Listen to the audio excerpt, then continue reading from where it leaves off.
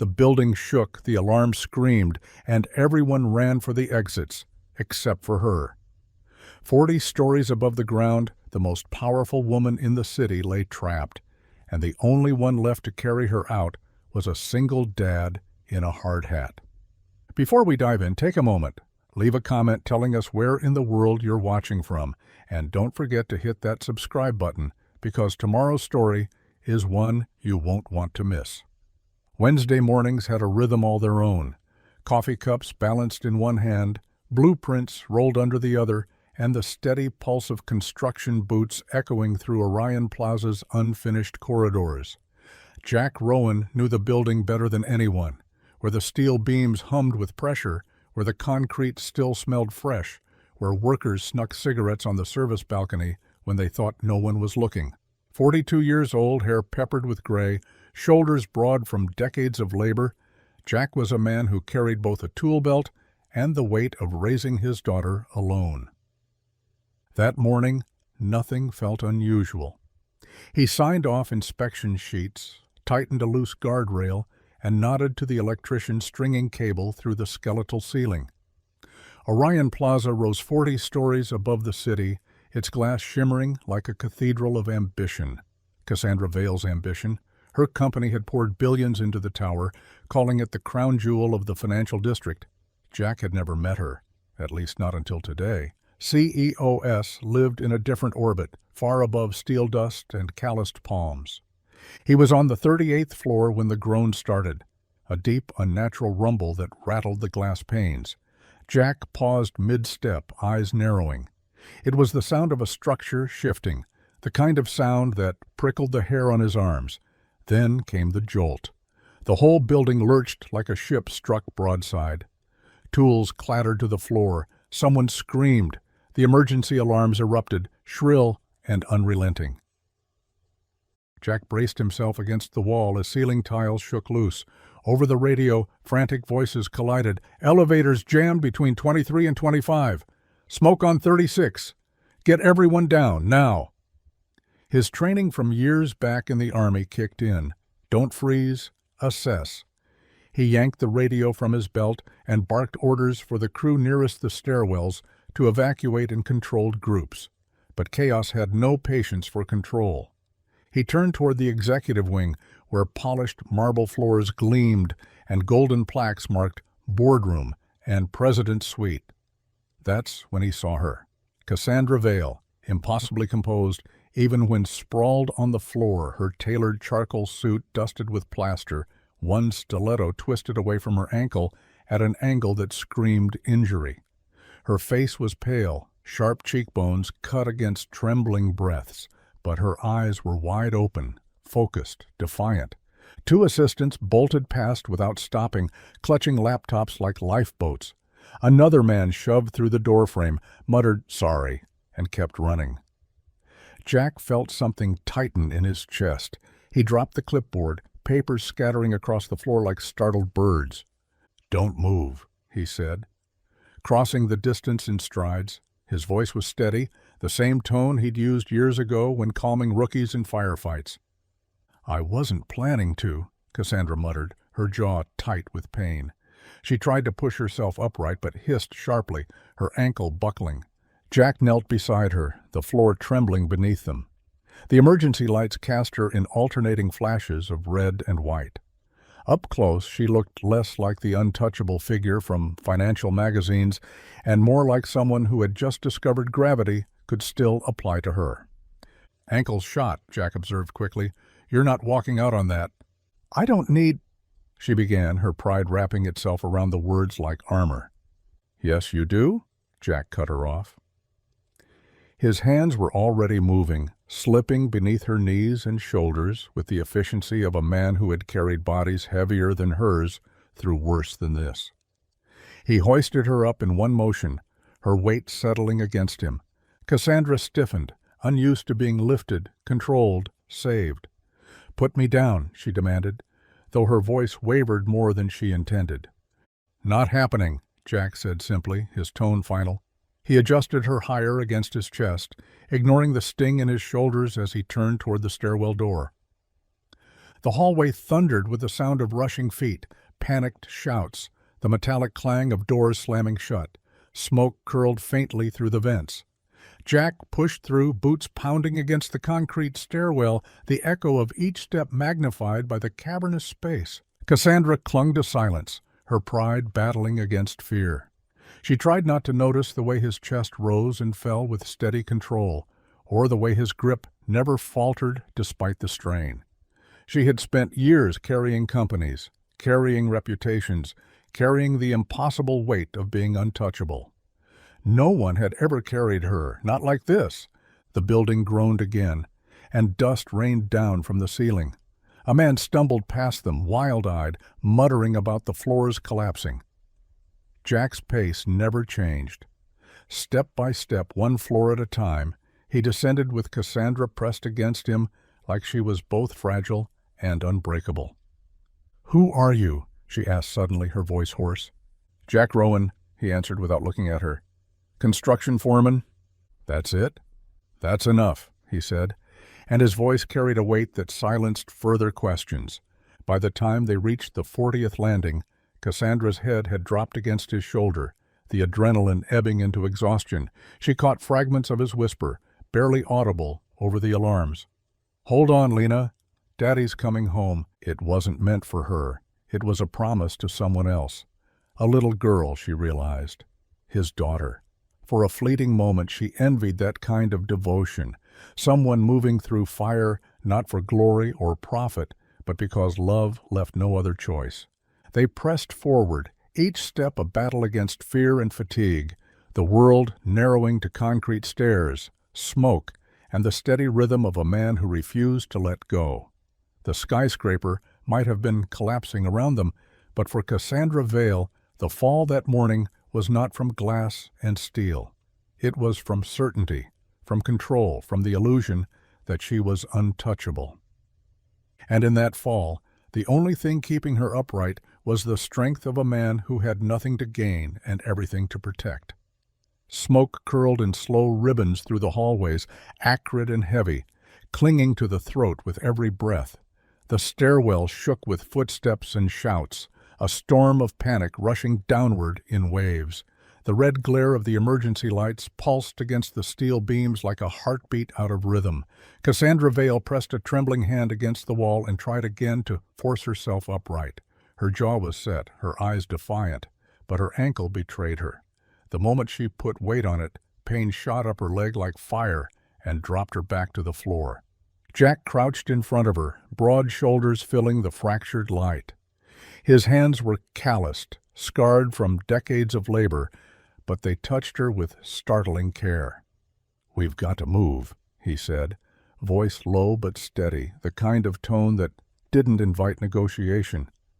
"I don't need—" she began, pride coiled tight around every word.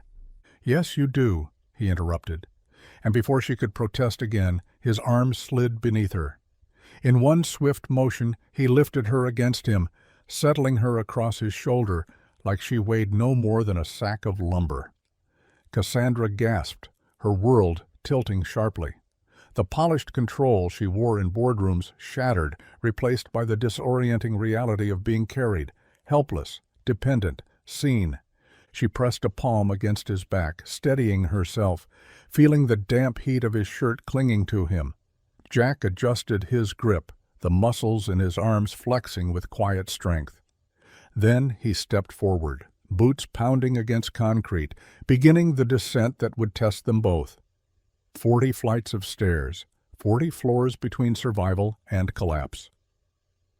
Each step jarred through Cassandra's body, a reminder that she was no longer the one in control. Her pride screamed louder than the sirens. She wanted to order him to stop, to demand he set her down so she could salvage at least the dignity of limping on her own. But the smoke burned her lungs, the heat pressed closer, and the grip holding her never faltered. Around them, the stairwell was chaos. Workers and executives surged past, eyes wide with fear, too consumed with their own survival to notice the CEO on a stranger's shoulder. Phones buzzed with unanswered calls. Someone sobbed into their hands as they stumbled downward. Jack kept moving, carving a steady path through the storm, his jaw locked, his focus unshakable. "Why are you doing this?" Cassandra asked finally, her voice rough from smoke and something else she couldn't name. "Because you can't walk," he said simply, as if that answered everything. But it wasn't just that. She heard it in his breathing, the way it came steady, measured, as though each inhale was a promise he was making to someone beyond this building. She remembered the whisper she had caught earlier, not meant for her. "Hold on, Lena, Daddy's coming home. A daughter." The thought hit her harder than the fall. This wasn't just about duty or heroics. He was carrying her with the same determination he carried the hope of making it home to his child. The stairwell groaned, dust raining down in choking clouds. Cassandra buried her face against his shoulder for a moment, not from weakness, but because she realized something she had never allowed herself to admit before. She was afraid. Afraid of the fire. Afraid of falling. Afraid of surrendering control to someone else. Jack said nothing. He didn't fill the silence with empty reassurances or bravado. He just carried her one unshakable step at a time. The weight of her body was nothing compared to the weight already pressing on his heart, the weight of responsibility, of a father's vow, of the fragile thread of survival binding them both. 40 floors stretched before them like an endless trial, and yet, through smoke and panic, Cassandra began to understand. Sometimes strength wasn't measured in the power to command a room, but in the quiet determination of a man who refused to let go, even when the world was falling apart. Every landing felt like a war zone. The stairwell was a furnace, heat rising with a suffocating weight that pressed against lungs and skin alike. The walls trembled, coughing out dust, each vibration a cruel reminder that Orion Plaza was not as invincible as its mirrored glass facade promised. Sirens wailed in overlapping cycles, echoing through concrete like voices that could never be answered, while the distant roar of flames sounded like some beast chewing its way upward. Jack's boots struck the stairs with unyielding rhythm, every step a drumbeat of determination. His body burned with effort, muscles screaming from the strain of carrying not just her weight, but the responsibility of survival. Cassandra Vale, who had always been the one to hold others in orbit, found herself clinging to a stranger's strength. Her pride had run out on the first landing, dissolved in smoke and exhaustion. She no longer argued, no longer demanded to be put down. Instead, she pressed her face against his shoulder, eyes shut against the haze, drawing breath through fabric that smelled faintly of sweat, steel, and survival. The stairwell surged with bodies. Executives in expensive shoes stumbled past laborers in hard hats, status dissolved by the leveling force of panic. A man shoved against Jack, desperate to push through, but Jack shifted his body without breaking stride, shielding her from the impact. Another woman fell near the 33rd landing, knees bloodied, voice raw with fear. Jack slowed just enough to glance down, but others swept her onward, and Cassandra felt the tension in his frame as he was forced to choose between stopping and continuing. He did not waver. His grip around her only tightened, and she realized she wasn't his to save. She was part of something else, an equation she couldn't see the whole of, and then she heard it, so faint at first she thought it was smoke whispering through the stairwell. His voice low, steady, not speaking to her at all. "Hold on, Lena." Daddy's coming home. Her eyes opened, the name lodged in her mind like a thorn. Lena. His daughter. That was who he was talking to, who he was carrying her for. Cassandra's chest ached with the realization, sharp and unavoidable. He wasn't moving through this inferno for her sake, not for the headlines, not for gratitude. He was moving because a little girl somewhere was waiting, needing him alive. And that, somehow, was why he would not let go of her, because letting go, even of her, meant risking never seeing that child again. The thought clung to her, heavier than the smoke. She had lived her life as if she were the axis of the world, people revolving around her decisions, her commands, her vision. Yet here she was, cradled against a man who owed her nothing, carried not because she was Cassandra Vale, CEO, but because he was a father who refused to fail the promise he whispered into the dark. The stairwell grew hotter, the smoke thicker, every breath a gamble. Cassandra could feel his heart hammering beneath her cheek, steady and relentless, as though sheer willpower alone drove him downward. She tried to speak, to ask him how many more floors, but her voice cracked into nothing. He didn't answer, didn't need to. His silence was its own kind of reassurance. He would not stop until they were out, until she was safe, because that was what he had decided. 30 floors blurred into 20, 20 into 15. The steps seemed endless, spiraling downward like a punishment, but his rhythm never faltered.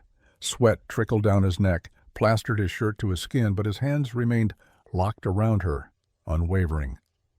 Cassandra, who had always believed strength was power spoken aloud, began to understand that sometimes strength was this: a man saying nothing, carrying everything, step after brutal step. By the time the faint light of the lobby shimmered below, Cassandra's throat burned with smoke, her pride lay in ruins, and her mind carried only one thought. He wasn't just carrying her through fire. He was carrying her through the life she had built on untouchable walls, showing her what devotion looked like when stripped of wealth, status, and fear. And for the first time in years, Cassandra Vale felt something she couldn't name, but it dug into her chest like a splinter she knew would never leave. The lobby was chaos, a storm of motion and noise. Sirens shrieked outside the glass doors, while inside the air was thick with smoke and the heat of bodies pressing toward exits. Firefighters surged through with hoses and axes. Paramedics wheeled stretchers across the marble floor that was now littered with soot and shards of ceiling tile. And in the middle of it all, Jack Rowan emerged from the stairwell, boots heavy, shirt clinging to him. Cassandra Vale draped across his arms. The cameras were already waiting. Reporters who had been circling Orion Plaza since the alarms first blared turned at once, lenses snapping like gunfire. The sight was almost surreal, this dust-streaked construction worker, shoulders bowed but unbroken, carrying the most powerful woman in the building as though she were a fallen soldier. The red glow of the emergency lights painted them in stuttering frames of fire and shadow, and the image burned into every camera at once. Cassandra's world blurred in fragments, the flash of bulbs, the rough shouts of EMTs clearing a path, the hollow echo of her own heartbeat as her pride tangled with pain. She had been carried through 40 floors of fire and fear, and now she was being set down not in privacy, but under the merciless eye of the world. Jack lowered her carefully onto a stretcher, his movements precise, deliberate, like every inch mattered. His face was unreadable, jaw clenched, eyes darting quickly to the exits as if he was already planning the fastest route back to his daughter. Gloved hands descended on her, checking her pulse, fastening straps, lifting her into the orbit of medical attention. Cassandra didn't resist, but her gaze clung to him, to the man already stepping back, already fading into the shadows of the chaos. He had not spoken to her again since those words on the stairs. He had not demanded thanks, not even looked at her as if she were anyone special. He had carried her because that's what he did: move weight, shoulder burdens, survive. The reporters shouted her name. Questions hurled across the lobby like thrown stones. "Miss Vale? What happened? Were you injured? Who was the man who carried you out?" Cassandra closed her eyes briefly, overwhelmed not by the heat, not by the sting in her ankle, but by the impossible truth she could not shape into words. She had built her empire by never owing anyone, by holding herself above the chaos, by making sure she was always the one extending her hand down, never the one being pulled up. But now she owed everything. Jack disappeared from her line of sight, swallowed by the crush of bodies and the swirl of smoke. She caught one last glimpse of him at the edge of the chaos, head bowed, shoulders broad, and streaked with dust, moving not toward the cameras but away, back into anonymity. He didn't linger. He didn't even glance back. While the world had its headline, its image of a billionaire carried by a laborer, Jack Rowan had already returned to what mattered most, the thought of a little girl waiting for him at home. The stretcher jolted as they pushed her toward the ambulance. Cassandra's hand twitched against the straps, a restless need to reach out, to call his name, to stop him from vanishing into the background. But the words stayed trapped behind her teeth. She wasn't used to asking, wasn't used to needing. The cameras kept flashing, her name kept echoing, but none of it mattered. The only image that stayed with her was not the spectacle the world had captured, but the private reality of 40 floors downward, his steady voice whispering to someone she hadn't met, his grip that had never faltered, the raw strength of a man who carried her, not because she was powerful, but because she was human. As the ambulance doors closed, Cassandra Vale realized for the first time in her life that she wasn't untouchable. And somewhere beyond the chaos, Jack Rowan walked out into the night as though he hadn't just altered the story of both their lives. The city woke restless, the skyline still smudged with smoke from Orion Plaza. News anchors spoke with voices sharpened by urgency, repeating the same grainy footage. A construction worker, dust-streaked and sweat-drenched, carrying a woman whose name had long been synonymous with power. Cassandra Vale, billionaire CEO, builder of empires, reduced in a single night to the image of being carried through fire like a child. The headlines were merciless, ravenous things. CEO carried to safety by janitor turned hero. From hard hat to headlines, "Who is Jack Rowan?" Her face, pale and smudged with soot, splashed across the front pages. His face, grim and determined, just behind hers, became the story no one expected to tell. Cassandra sat at her glass dining table, high above the city, the skyline reflected like shards across her floor-to-ceiling windows. Her foot was bound tight, ankle throbbing, but she barely noticed the pain. The coffee in front of her had gone cold, untouched, steam gone the way of last night's certainty. She scrolled through headlines on her tablet, each one pulling her further into the strange orbit of her own humiliation turned miracle. For years she had cultivated control. Every photograph, every press release, every whisper about her sharpened into a weapon she could use. But she hadn't chosen this. She hadn't curated the angle of the camera or the story being told. And yet, the world had stopped to look. Not at her company's quarterly numbers, not at her keynote speech scheduled for next week, but at a construction worker whose name no one had known until now. Jack Rowan. Every outlet scrambled to find details. His military record, his construction job, the fact that he was a single father raising a little girl alone. Some called him a hero. Others, almost cruelly, called him a curiosity. The janitor who carried the queen. Cassandra's chest tightened. She had always believed that she needed no one, that survival meant standing above the fire, not being dragged through it. And yet she had been carried, body, pride, and all, and the image of his steady grip refused to leave her. Across town, in a far humbler room, Jack sat at the edge of a small kitchen table with the morning news flickering on a battered television. The anchor's words filled the space. Jack Rowan, construction foreman, is being hailed as a hero after carrying CEO Cassandra Vale down 40 flights of stairs during last night's incident at Orion Plaza. Jack reached for the remote and shut it off mid-sentence. Silence rushed back into the room, softer than the applause of strangers, heavier than the weight of being noticed. He didn't want it. He had work to do.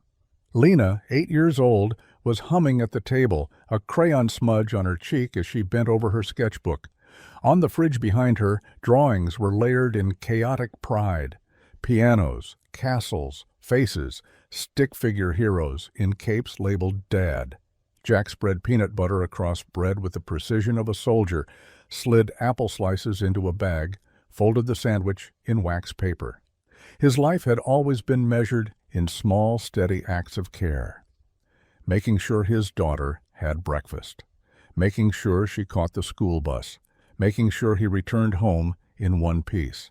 The noise of the world, the headlines, the flashes, the hungry curiosity of people who didn't know him meant nothing compared to the quiet weight of those responsibilities. He glanced at the television again, its blank screen reflecting only his own tired face. He hated attention. He'd lived most of his life invisible by choice, blending into the corners of job sites and grocery store aisles, a man defined by what he carried, not by who carried his story. But fate had a way of dragging people into light they never asked for. Cassandra Vale's face haunted the news, but it was his name they kept repeating. His image they replayed in slow motion. Jack tied Lena's shoes, kissed the top of her head, and walked her down to the bus. She waved through the window, smiling, without knowing her father's name had been plastered across every screen in the city. He stood there until the bus disappeared, the morning sun cutting across his worn jacket. Inside her penthouse, Cassandra traced a finger over one of the photographs, her own face blurred, his sharp against smoke. She should have felt humiliated. Instead, she felt unsettled, haunted by a truth she hadn't been able to bury beneath wealth or pride. She owed her life to a man who wanted nothing from her, not even recognition. She had been the story for years, but now, so had he. And she could feel the weight of fate pressing closer, whispering that this was only the beginning. The knock came just after 3, a hollow echo against the chipped wood of Jack Rowan's apartment door. He wiped his hands on a rag, frowning at the sound. The hallway outside was usually silent at this hour, most neighbors still at work, kids not yet home from school. He wasn't expecting anyone. Lena got there first, her socked feet sliding across the worn linoleum. She tugged the door open with the reckless curiosity only an 8-year-old could have, and froze. On the landing stood Cassandra Vale. Even bandaged and leaning on a cane, she looked like someone who didn't belong in the neighborhood. Her tailored coat brushed against the peeling banister, her posture straight, despite the faint tremor in her ankle. The sharp planes of her face were paler than the magazine covers ever showed, her eyes darker, quieter. And yet, to Lena, she seemed less like the untouchable figure from the television, and more like a character who had wandered in from another world. "Hi," Lena whispered, her eyes round. Cassandra's gaze softened in a way Jack had never seen before. She took in the little girl's braid, the smudge of pencil on her cheek, the notebook she clutched like treasure. Cassandra's throat tightened. For a moment she didn't see Jack's daughter. She saw a fragment of the man who had carried her through fire. "Is your father home?" Cassandra asked, her voice quieter than the hall seemed to deserve. Jack appeared behind Lena, his frame filling the doorway. He wore a plain T-shirt, jeans streaked with the dust of the morning shift. His expression hardened the instant he saw her. Cassandra Vale didn't belong here, not on this floor, not in this life. The neighbors' blinds twitched, shadows moving behind lace curtains. Everyone was watching. "I need to speak with you," Cassandra said, steadying herself on the cane. Jack's jaw tensed. "About what?" "About yesterday," she replied. Then, after a beat, "And about tomorrow." For a long moment the air in the hallway seemed to stop moving. Lena looked between them, her small hand curling into her father's. Jack finally stepped aside, the barest tilt of his head. Cassandra entered, her heels clicking once on the worn threshold before she lowered herself carefully into the apartment's quiet. The space was small, lived in, full of the warmth that money couldn't buy. Drawings covered the fridge, crayon worlds of castles and stars. A plant drooped bravely in the windowsill. The table was set with 2 mismatched plates waiting for dinner. Cassandra lowered herself into a chair, the contrast between her sleek coat and the chipped wood almost absurd. Jack stood across from her, arms folded, wary. "Say what you came to say."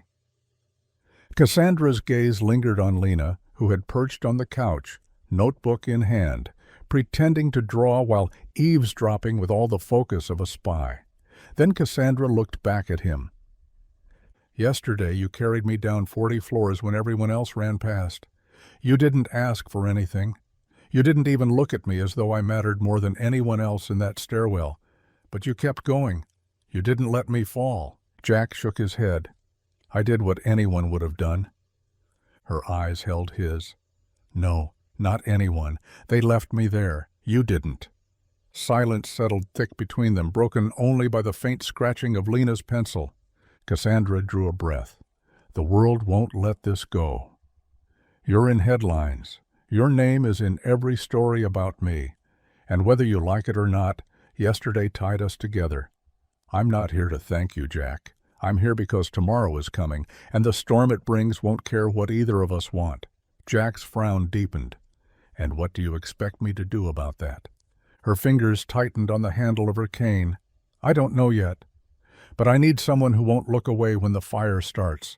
Someone who remembers what it means to carry weight that isn't their own. Jack glanced at Lena. She was staring at Cassandra now, eyes wide, as if she understood more than she should. He exhaled slowly, the heaviness of yesterday still carved into his muscles. You should be careful, he said finally, his voice low. I'm not the man you think I am. Cassandra's lips curved, not into a smile, but something closer to recognition. Maybe not. But you're the man who carried me, and that, Jack Rowan, makes all the difference. The hum of the refrigerator filled the silence between them, its old motor rattling like a tired heartbeat. The kitchen was small, barely enough space for the table that sat between them, scarred with years of use and a faint ring where Lena had once spilled juice. Cassandra Vale looked utterly out of place in it, her tailored coat draped over the chair, the bandaged ankle resting stiffly, her hands clasped on the table's edge, as though she were anchoring herself to a world that wasn't hers. Jack leaned against the counter, arms crossed, his expression unreadable. He hadn't offered her coffee, hadn't even asked why she was here beyond what she'd already said. He watched her like a man used to reading cracks in walls, listening for shifts in steel, waiting for the collapse before it happened. Cassandra broke the silence. "Come work for me," she said. Her voice didn't rise, didn't command. It was quiet, deliberate, but still carried the weight of someone unaccustomed to being ignored. Jack raised an eyebrow. "Bodyguard? Nurse?" She shook her head slowly. "Not that. Someone I can trust." She paused, letting the words settle. "Yesterday proved you don't leave people behind." He laughed, but it wasn't amusement. It was a dry, bitter sound that cut through the small room. "Lady, I clean up other people's messes for a living. Floors, spills, broken things nobody bothers to see until it's in their way. I'm no knight." Cassandra leaned forward, her dark eyes locked on his. "Maybe not. But sometimes the world needs someone who refuses to look away when it burns." Jack held her gaze, but inside the words landed sharper than he wanted to admit. He had spent years refusing to look away, first in deserts with a rifle, then in hospitals with his wife fading, then in classrooms when his daughter's eyes asked questions he didn't know how to answer. But to take that into her world, the world of suits and cameras, of power games and headlines, he wasn't sure he belonged anywhere near it. "You don't know what you're asking," he muttered, pushing off the counter.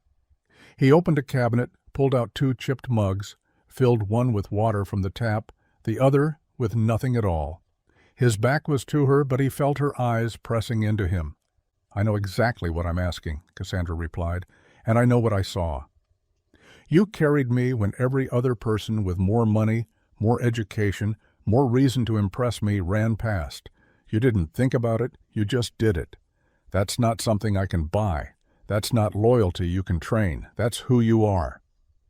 Jack set the mug down harder than he meant to.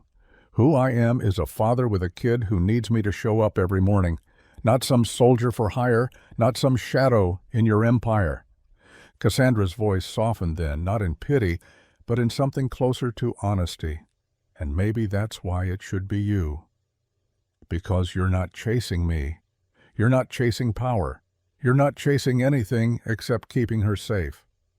She glanced toward the living room, where Lena's drawings covered the wall like fragile banners. "That's what makes you dangerous in a world like mine. You can't be bought." The refrigerator clicked off, and the silence that followed was louder than any siren. Jack looked at her finally, really looked. Beneath the sharp lines of her face, beneath the poise, There was exhaustion, fear, and something more, a flicker of need she was trying desperately to disguise. "Why me?" he asked quietly. Cassandra exhaled, leaning back in her chair. "Because I don't trust anyone else." For a long moment, neither of them moved. Jack's chest rose and fell with slow breaths, his thoughts circling like vultures around the impossible choice being laid before him. He wanted to tell her no, to shut the door on whatever storm she was bringing into his life. But some part of him, the part that had carried her down 40 floors without hesitation, knew it wasn't going to be that simple. Cassandra reached for her cane and rose carefully, steady on the leg that still trembled beneath her weight. "Think about it," she said, her tone clipped but her eyes lingering on his longer than she intended. She pulled on her coat, her silhouette filling the small kitchen like a shadow from another world. "Yesterday tied us together, whether you like it or not. Tomorrow will decide what we do with that." She walked to the door, her cane tapping softly against the floor. Jack didn't follow her out. He stood rooted in place, staring at the cup of water sweating on the table, at the drawings on the fridge, at the ghosts of the words she had left behind. And though he hated himself for it, part of him already knew his answer. The apartment was quiet that night, the kind of quiet that stretched wide after a day too full of noise. The television was off, the dishes washed and stacked, the faint hum of traffic outside softened by distance. Jack sat in the old recliner with Lena curled in his lap, her head resting against his chest, the dog-eared pages of her favorite book spread open between them. His voice moved through the story, steady and low, but he could feel it. She wasn't following the words. Her body was still, but her little mind was turning. When the pause came, it wasn't from the story, but from her. She shifted slightly, looking up at him with eyes too sharp for 8 years old. "Dad," she whispered. "Yeah, Bug? Why did you carry that lady?" The question landed heavier than it should have. Jack closed the book slowly, holding their place with one calloused hand. He could still feel Cassandra's weight in his arms, the heat of the smoke, the endless pounding of his boots on the stairs. He thought carefully before answering. Because she couldn't walk. Lena studied him, frowning a little. "But people said she's important." He met her gaze. "Everyone's important when they're hurt." Her brow furrowed, as though she were trying to balance his words against the chatter she'd overheard at school, the whispers from television anchors replaying the footage. She was only a child, but she already understood how the world ranked people, who mattered, who didn't. It unsettled Jack, the way she could already see the lines. "Even if it wasn't her," Lena pressed, "even if it was just someone?" Jack leaned down and kissed the top of her head, breathing in the scent of crayons and shampoo. "Sweet pea," he said softly. "If someone's hurting, you don't stop to check what their name is. You just help. That's the only thing that makes us worth anything." She was quiet after that, fingers picking absently at the corner of the book, but he knew her silence wasn't empty. It was full of thought, full of the way children store lessons to pull out years later. And as he held her closer, Jack felt the weight of Cassandra's offer return to him, pressing harder than ever. "Come work for me, not as a construction worker, as something else, someone I can trust." He had wanted to dismiss it, to laugh it off as the fever dream of a CEO rattled by fear. But here, in the stillness of his living room, with his daughter's small body curled against him, it no longer felt like just about Cassandra Vale. It felt like about Lena, about what she would remember of her father. Would she remember him as a man who kept his head down, who avoided trouble, who chose silence over risk? Or would she remember him as someone who stepped forward when others stepped back, someone who carried weight that wasn't his because it was the right thing to do? The clock ticked on the wall, steady as a heartbeat. Jack opened the book again, but the words blurred, his mind elsewhere. Cassandra's voice lingered. "Yesterday tied us together, whether you like it or not. Tomorrow we'll decide what we do with that." He read aloud, his tone calm for Lena's sake, though each sentence dragged under the heaviness of choice. She nestled closer, sighing, her eyes fluttering shut at last. But before she slipped into sleep, she whispered one last thing. "You're strong, Dad. stronger than anyone. Jack swallowed hard, staring at the page without seeing it. Strong wasn't about lifting beams or carrying CEOs. It was about the weight Lena placed in him with those words, the responsibility stitched into her trust. And maybe, just maybe, Cassandra was right. Sometimes the world didn't need knights. Sometimes it just needed someone who refused to look away when it burned. The first day he walked into Cassandra Vale's world, Jack felt the weight of eyes on him long before anyone spoke. Her car had dropped him at the base of Vale Tower, all glass and chrome, the kind of place designed to make people feel small. The lobby gleamed like a museum, marble floors reflecting suits that moved too quickly, heels that clicked like metronomes of power. Jack wore the only jacket he owned that wasn't frayed at the cuffs. It still smelled faintly of sawdust. Cassandra led the way without fanfare, her cane tapping lightly against the polished floor. She didn't introduce him. She didn't explain him. She simply moved, expecting him to follow, as if he had always belonged at her side. But once they stepped into the boardroom, it became clear to everyone else that he didn't. The room was a theater of sharp edges. Long table, leather chairs, walls of glass framing the city below. Executives in tailored suits glanced up as Cassandra entered, then froze when they noticed him trailing behind. Their eyes narrowed, whispers curling like smoke across the room. The construction worker. The hero. The pet project. Jack heard every word they didn't say aloud. He took a place in the corner, silent, hands in his pockets. Cassandra didn't look at him, not once, but he felt her awareness of him like a tether. She began the meeting, her voice clipped and confident, slicing through quarterly projections and expansion plans with the precision of a surgeon. The executives sparred with her, interrupting, pushing, jockeying for advantage. It was a dance Jack didn't know the steps to, nor did he care to learn. He stayed quiet, leaning against the wall, his eyes steady on the table. Something shifted, slowly at first, then unmistakably. The room calmed, the interruptions slowed. Voices that had been sharp-edged became measured, less reckless. And when Jack's gaze landed on one man who had been particularly eager to challenge Cassandra, the man faltered mid-sentence, his words catching in his throat before he backpedaled into a safer point. Cassandra noticed. She didn't acknowledge it, not outwardly, but she saw the way the temperature of the room bent with his presence. She had brought him here on instinct, testing him, testing them, and the results were undeniable. Jack wasn't a strategist.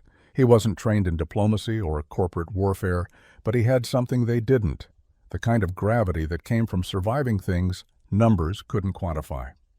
As the meeting dragged on, Jack found himself studying the faces around the table. He could tell who was bluffing by the twitch of a jaw, who was afraid by the tapping of a foot beneath the glossy surface. He didn't know their language, but he knew their tells. He'd seen them before, on soldiers about to crack, on foremen hiding accidents, on men in bars pretending their lives hadn't fallen apart. The setting was different, but the patterns were the same. When the meeting finally ended, the executives filed out with their polished smiles and muttered complaints. Cassandra remained behind, stacking her notes with deliberate precision. Jack pushed off the wall, stretching the stiffness from his shoulders. "You didn't say a word," she remarked. "Didn't need to," he replied. She glanced at him then, something like amusement flickering in her eyes.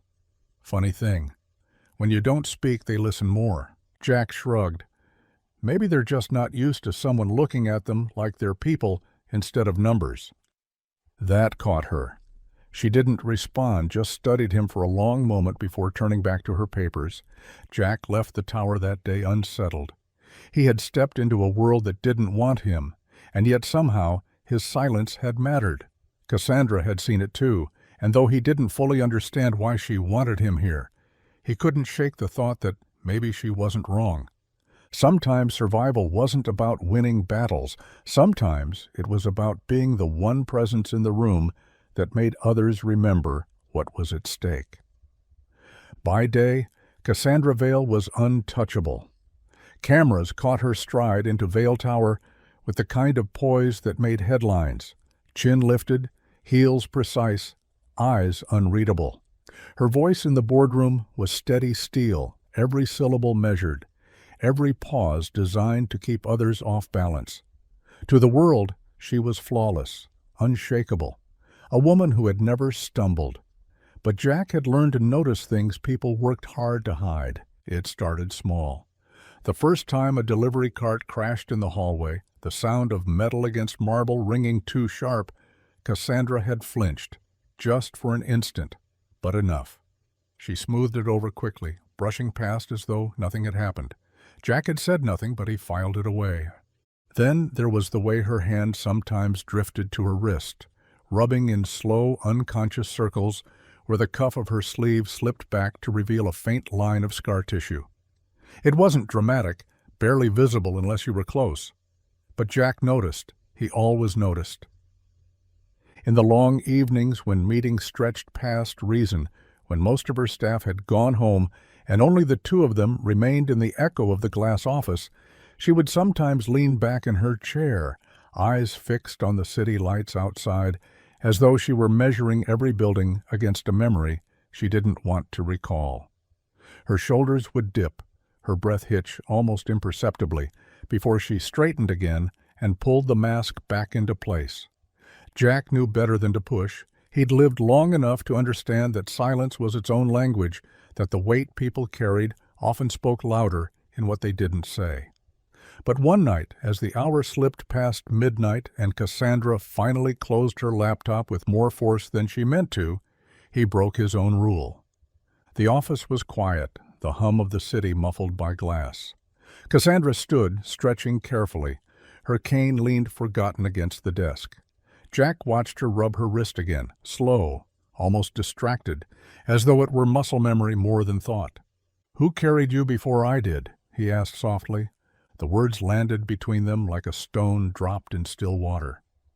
Cassandra froze. Her eyes lifted, sharp at first, but then something inside them flickered. For a moment she seemed caught, exposed in a way she hadn't expected. She didn't answer, not with words. She turned instead, her gaze drifting back toward the skyline, shoulders squared but rigid, as though she could will herself into steel again. Jack didn't press. He didn't move. He just stood there, watching her back, letting the silence do what questions could not. And in that silence, he understood. Someone should have carried her. Once, long ago, someone should have stepped in when the fire burned too hot, when the weight pressed too heavy, but no one had. She had carried herself through whatever storm had left those scars, through whatever nights had taught her to flinch at sound and hide her trembling hands. She had built a fortress from the absence of rescue, and the world had applauded her for it.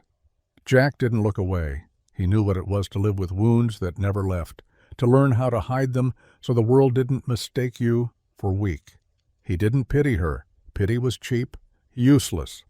What he felt was recognition, the quiet acknowledgement between two people who knew what it meant to keep moving when no one else did.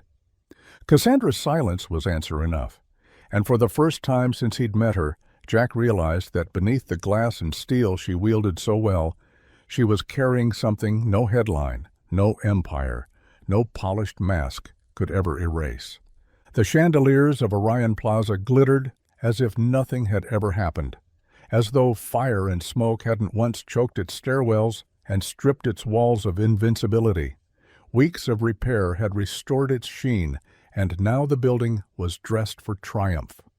Investors in sharp suits and polished shoes clustered around champagne flutes, their laughter crisp, rehearsed, the kind that traveled well in echoing halls. Tonight was meant to prove resilience, to show that the tower, and Cassandra Vale herself, stood untouchable. Jack hated every second of it. He lingered near the back of the ballroom, shoulders stiff under a jacket he didn't want to wear, surrounded by marble and crystal that didn't belong to him. He wasn't here for the wine or the whispers. He was here because Cassandra had asked, her voice softer than usual when she said she wanted someone she could trust nearby. He hadn't known then what that meant, not fully. Cassandra stepped onto the stage to polite applause, the spotlight cutting her into a silhouette of composure. She wore black, tailored as always, her hair pinned with surgical precision. Her cane was gone, the limp barely noticeable now, though Jack caught it, the faintest hesitation in her stride. She began her speech with the kind of polish that had built empires. "This building is more than glass and steel," she told them, her voice amplified but steady.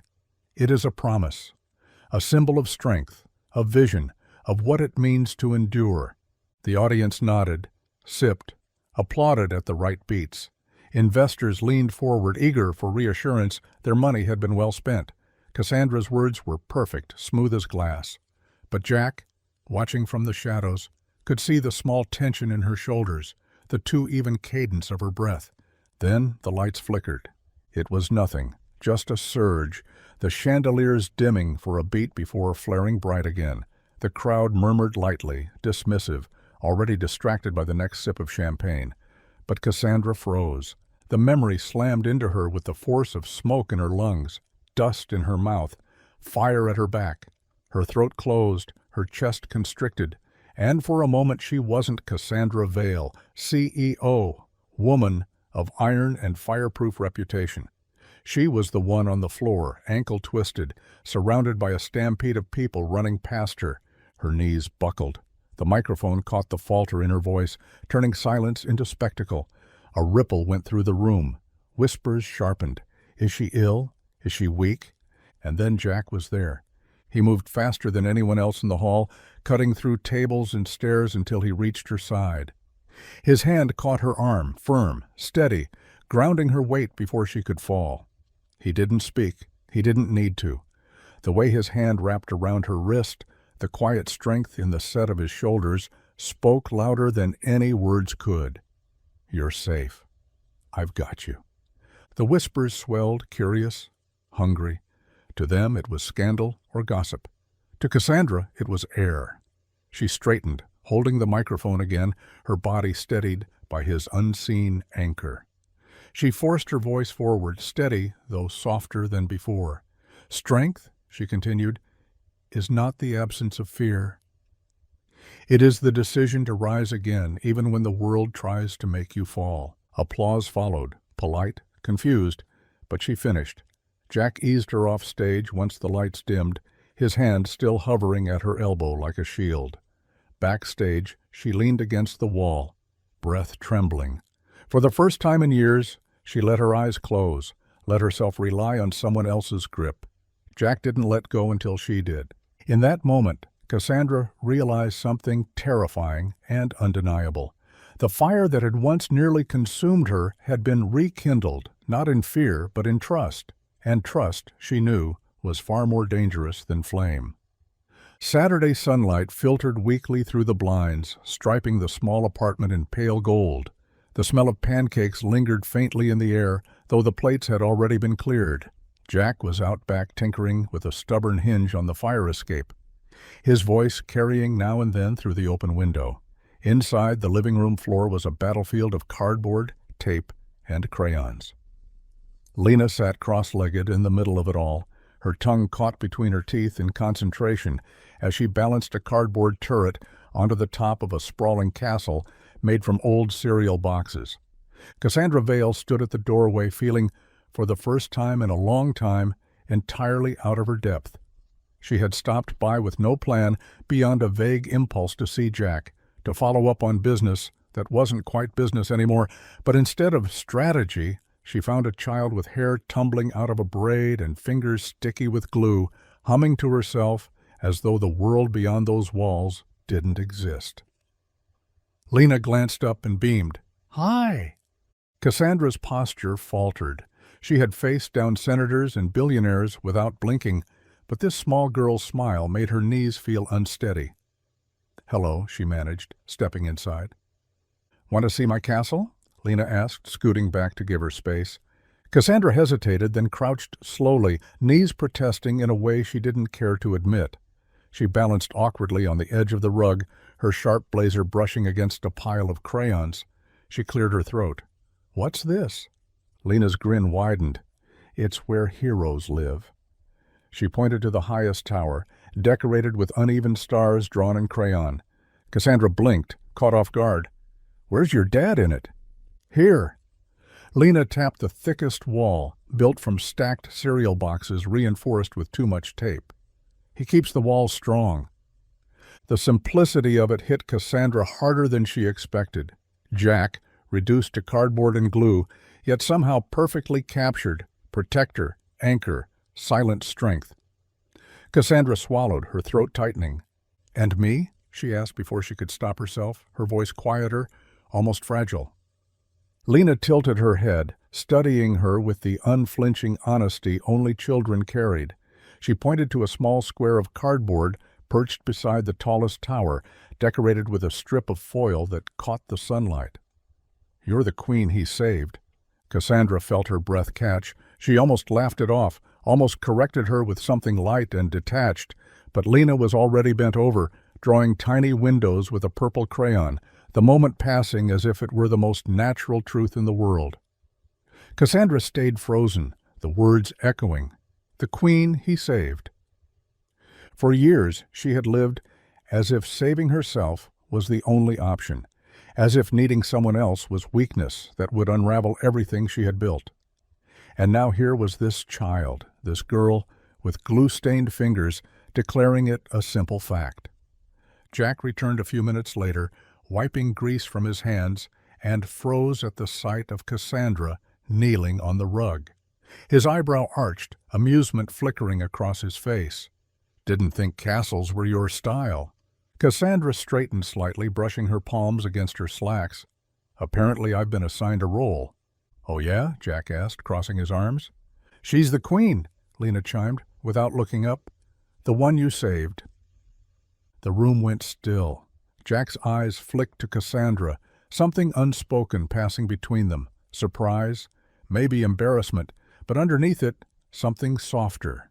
Cassandra looked away first, pretending to study the castle, though the heat rising in her chest betrayed her. Jack chuckled under his breath and crouched beside Lena. That so? Yep, Lena said, adding another star to the tower. Cassandra stood, smoothing her coat, her composure slipping back into place like armor. But as she watched father and daughter bent over the castle, she felt the truth of it pressing in on her. Maybe the roles children invented weren't fantasies at all. Maybe they were glimpses of the truths adults were too afraid to say aloud. And for the first time in years, Cassandra Vale didn't know whether to run from that truth or to let herself believe it. Jack's workshop smelled of oil and sawdust, the air thick with the familiar grit of his world. It was a place of order, carved out of chaos. Tools hung neatly, wood stacked carefully, every surface marked with the history of his labor.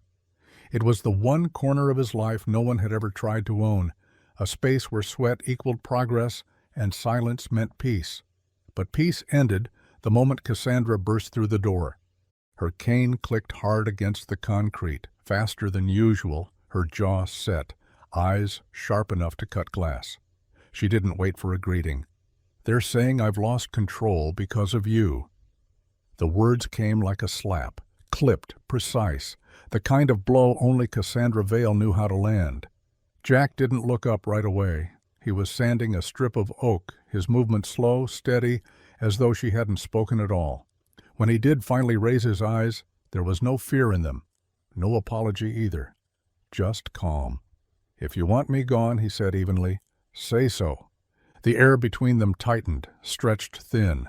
Cassandra froze, not because she hadn't considered the words herself, she had, more than once, but because hearing them spoken aloud made her chest clench in a way she hadn't expected. She exhaled sharply.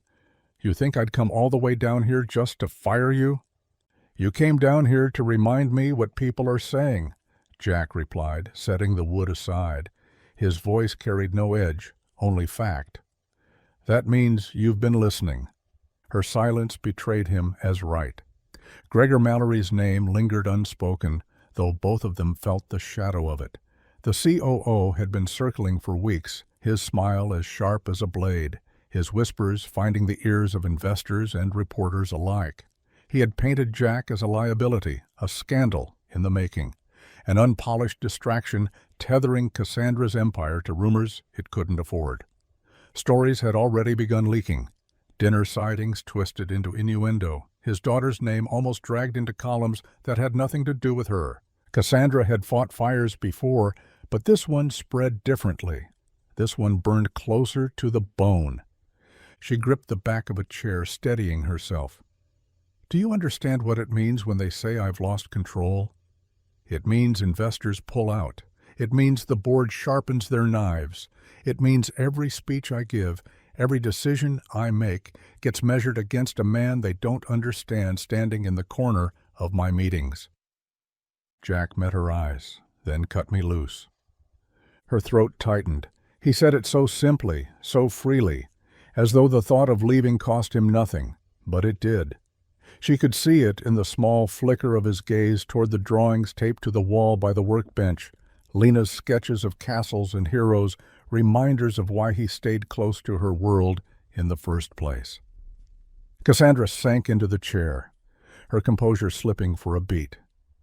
"You think this is about you?" she asked quietly. He shook his head once.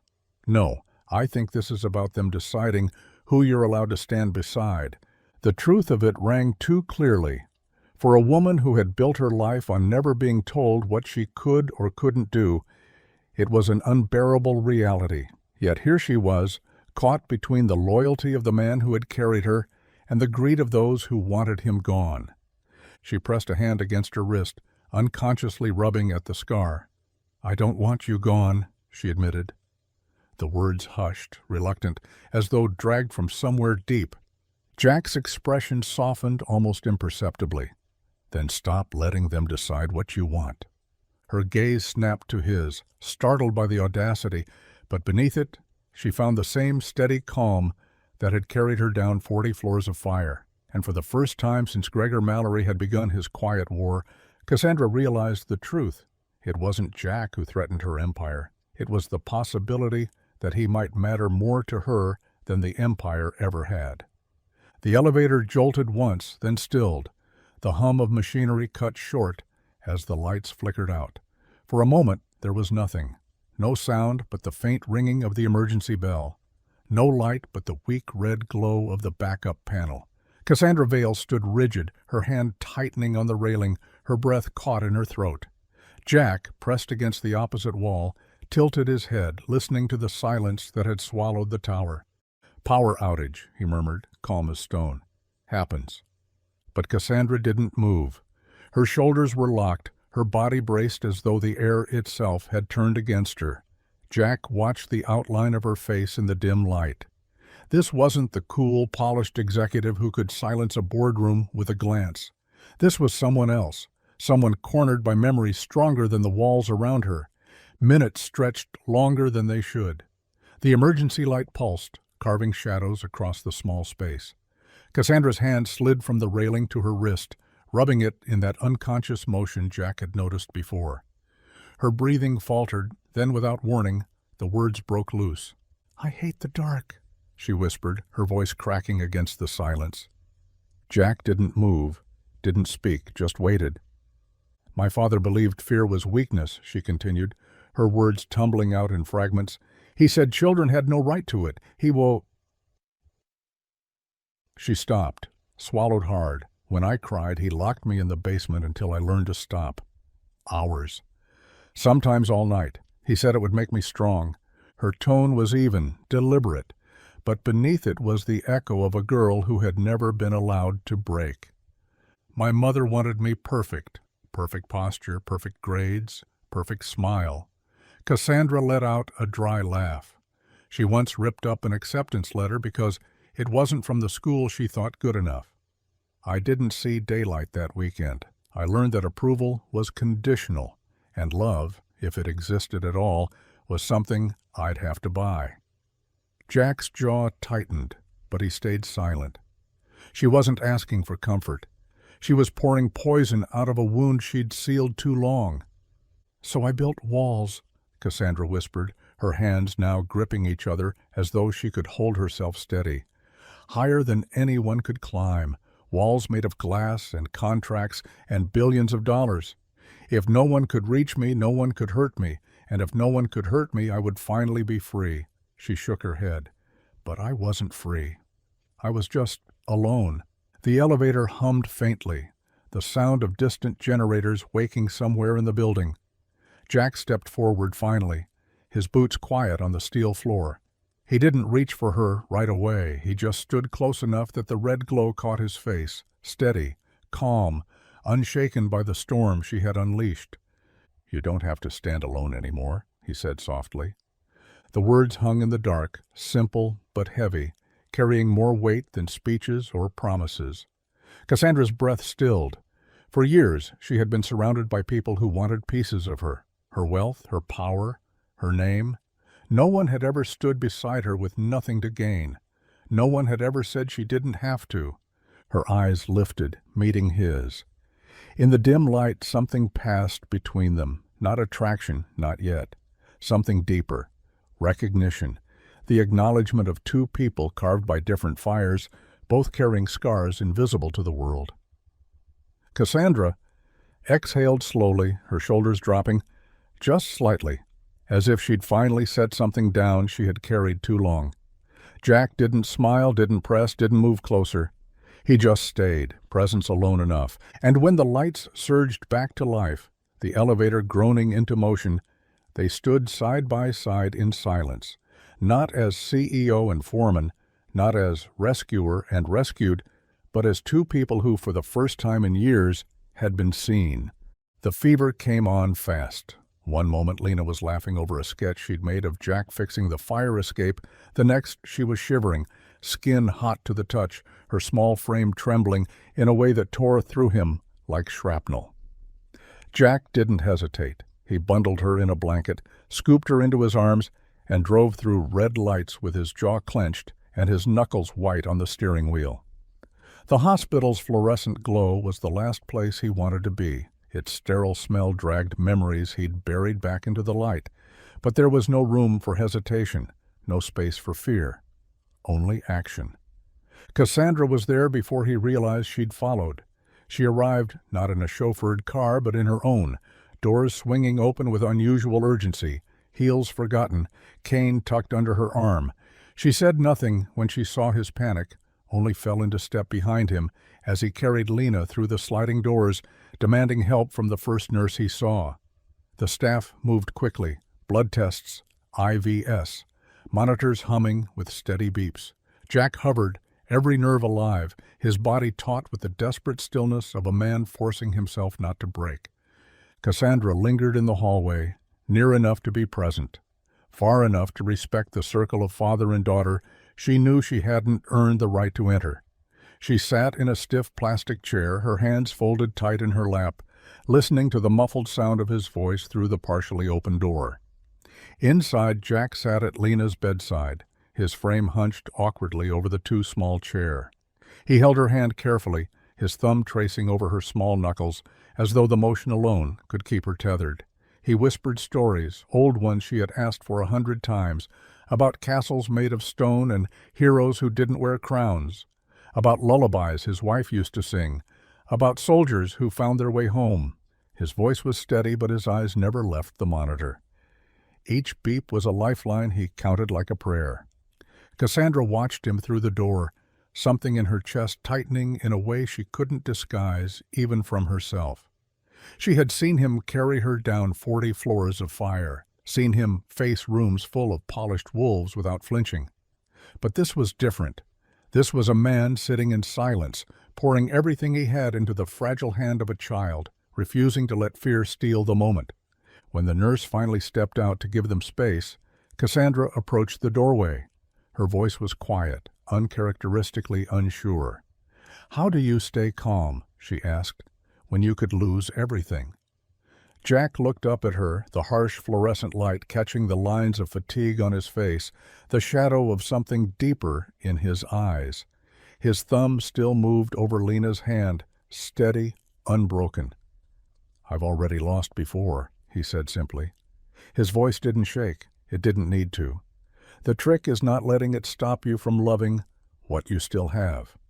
The words sank into her like a stone into deep water, rippling through every carefully built wall she'd spent years protecting herself with. Cassandra had always believed strength was control, holding on so tightly that nothing could slip away. But Jack's strength was different. It was letting go of fear without letting go of love. It was choosing again and again to keep his heart open in a world that had already proven it could break him. Cassandra lowered herself into the chair beside him, her eyes lingering on the small rise and fall of Lena's chest. She didn't speak again. She didn't need to. For once, silence didn't feel like loneliness. It felt like truth. And in that sterile room, under the hum of machines and the faint scent of antiseptic, Cassandra Vale understood what she hadn't before. Jack's strength was never about what he could carry. It was about what he refused to set down, no matter how heavy it became. The boardroom gleamed like a courtroom, polished wood reflecting the sterile glow of recessed lights. 12 men and women sat around the long table, their suits pressed to perfection, their pens aligned neatly with the folders before them. Cassandra Vale sat at the head, as she always had, but today the weight of their stares pressed against her shoulders like shackles. Gregor Mallory's voice carried first, smooth and practiced. "This isn't personal, Cassandra. It's business. Your association with that man—" He didn't bother to say Jack's name, as if refusing it would make him less real, "is damaging the company's image. Investors are nervous, clients are whispering, we need stability, not scandal." A chorus of agreement murmured around the table. "He doesn't belong here," another added, her tone clipped, decisive. "He's a distraction, a liability." Cassandra's eyes drifted down the table, past their polished shoes and gleaming watches, past their carefully constructed veneers of power. She had once admired this stagecraft, once played it herself, but now all she saw was performance. All she heard were voices that had run down 40 flights of stairs without looking back, voices that would have left her broken and alone. The memory came unbidden, heat, smoke, the crush of panic. And then Jack's arms around her, unyielding, steady, carrying her through fire when everyone else had chosen their own safety. He hadn't asked who she was, hadn't weighed her value against risk. He had simply refused to let her fall. Gregor leaned forward, fingers steepled. "Cut ties with him. Publicly, decisively. Reassert your control before the narrative cements. Do this and the company survives. Refuse, and you put everything we've built at risk." Everything we've built. The words stuck like grit in her teeth. Cassandra had built this empire brick by brick, clawed her way past every closed door, paid for every rung of the ladder in blood and silence, and yet here they were, daring to tell her what it would cost to keep it. Daring to tell her who she could stand beside. Her hands rested on the table, fingers splayed. For a long moment she said nothing, letting their impatience twist the air tighter. Gregor smirked, mistaking her silence for surrender. Finally, Cassandra pushed her chair back and rose to her feet. The sound was deliberate, sharp, cutting through their whispers. She stood tall, her eyes steady on the room. "You're right," she said evenly, her voice carrying across the table. "He doesn't belong here." Gasps rippled, smug satisfaction blooming across Gregor's face. But before it could settle, she continued, "Neither do I." The silence that followed was electric. Pens stilled, mouths parted. Someone dropped their water glass, the shatter ringing across the polished floor like a gavel. Cassandra let it hang, let the weight of her words press down on them as heavily as their demands had pressed on her. Then she straightened her jacket, lifted her chin, and walked out from the head of the table she had ruled for years. Her heels struck the marble with the same rhythm as a drumbeat, steady and unshaken. Behind her, voices rose in panic. Threats about contracts, about reputation, about destruction. She didn't turn back. For the first time in years, she wasn't walking for them. She was walking for herself. And as she stepped out of the boardroom into the cool hush of the corridor, she thought of Jack and Lena, The quiet apartment with drawings taped to the fridge, the way Lena's eyes lit up when she declared Cassandra the queen of a cardboard castle. She thought of the man who had carried her not because she was Cassandra Vale, CEO, but because she was human.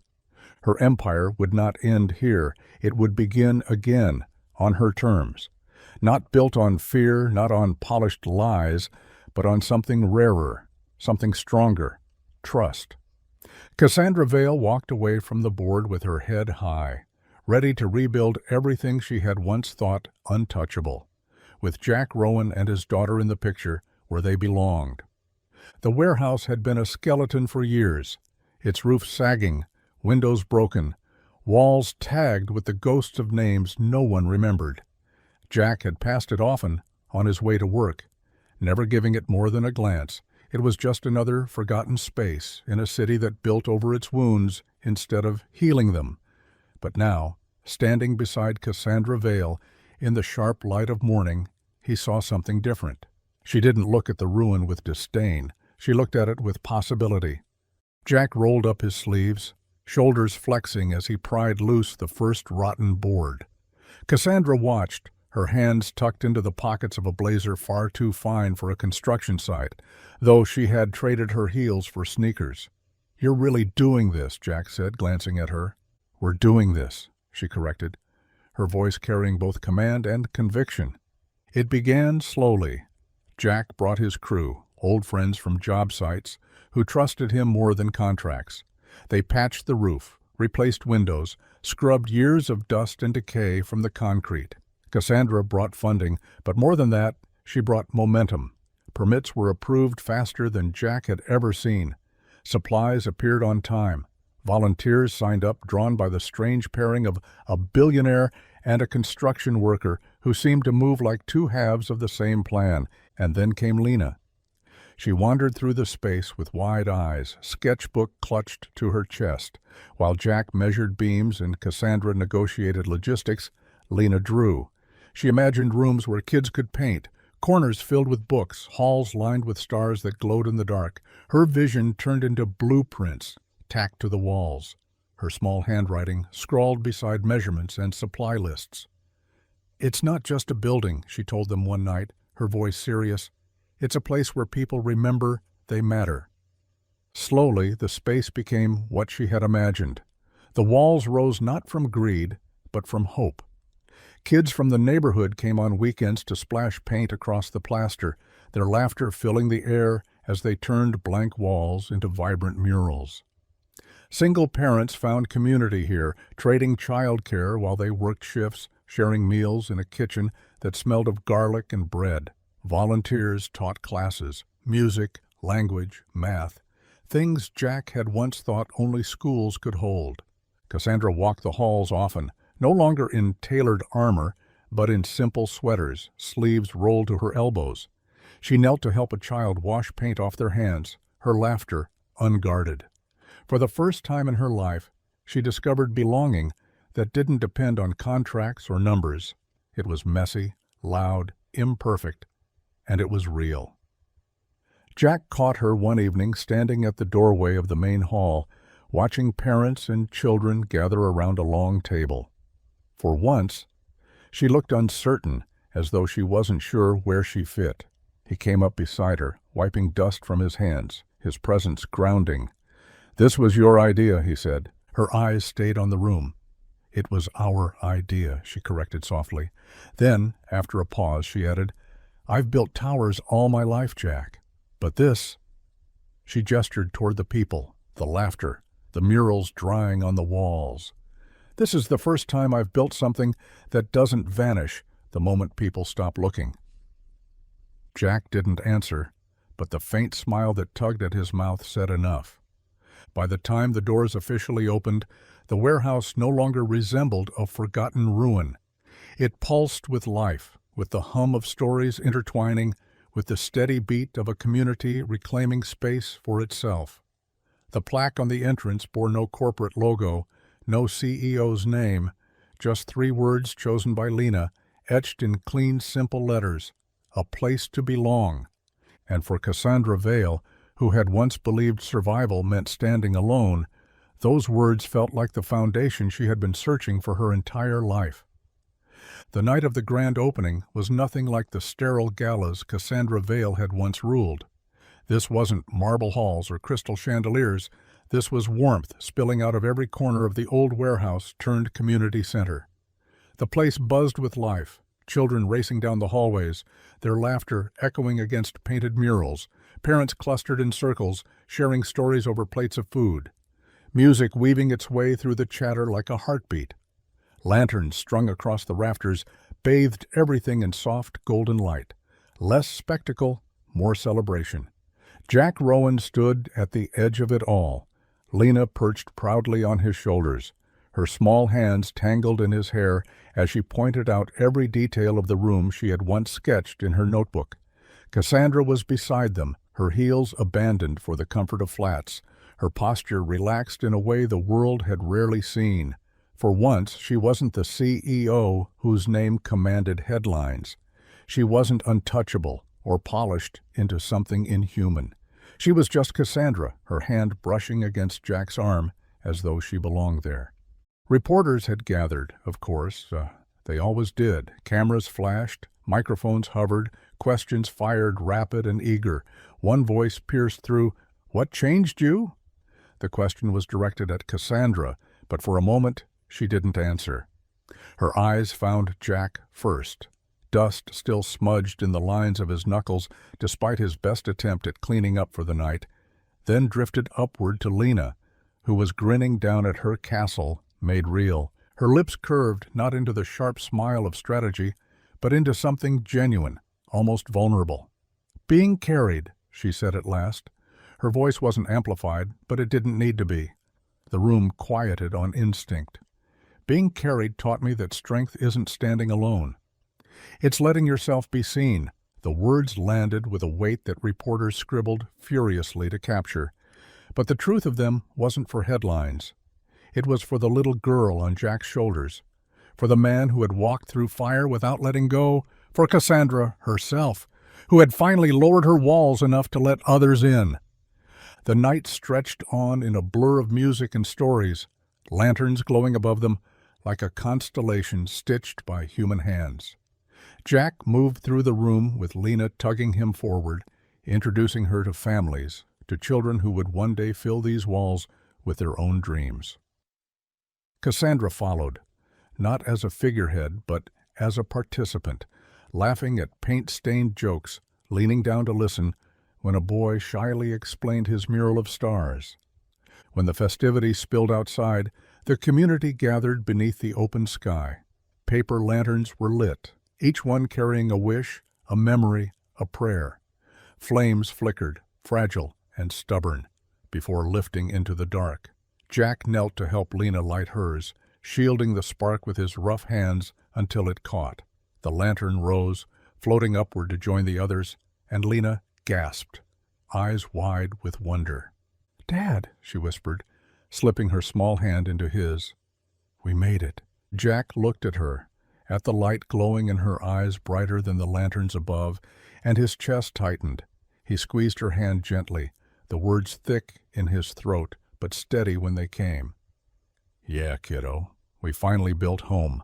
Beside him, Cassandra tilted her head back to watch the sky fill with light. For once there was no weight pressing down on her, no boardroom shadows waiting to pounce, no mask to hold in place. Just family. Just belonging. Just the fragile, extraordinary truth that after years of running from fire and loss, they had found something worth staying for. And as the lanterns drifted higher, scattering across the night like a new constellation, Jack Rowan stood with his daughter's hand in one and Cassandra's presence at his side, the quiet certainty settling over him at last. They weren't survivors anymore. They were home. If this story touched you even a little, let us know in the comments where you're watching from. And don't forget to hit that subscribe button, because more stories of courage, hope, and unexpected family are on the way, and you won't want to miss them.